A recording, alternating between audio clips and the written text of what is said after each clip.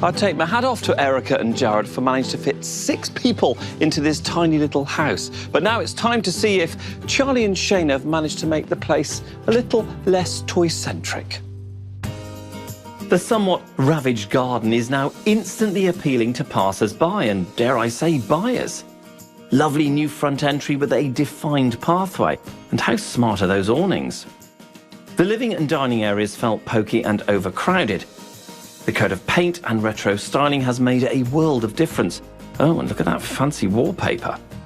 This kitchen was a real deterrent for potential buyers. Love the servery windows, new appliances and funky flooring to boot. A real selling point.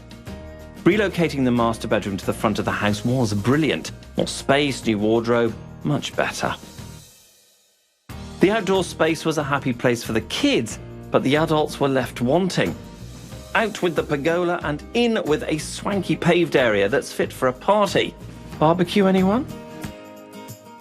Well, this was a bit of a radical one, a makeover that packed a punch without breaking the bank. But no matter what we do to this house, it will never be big enough for the Logan family, so we need to get it sold. Oh yes, and finished.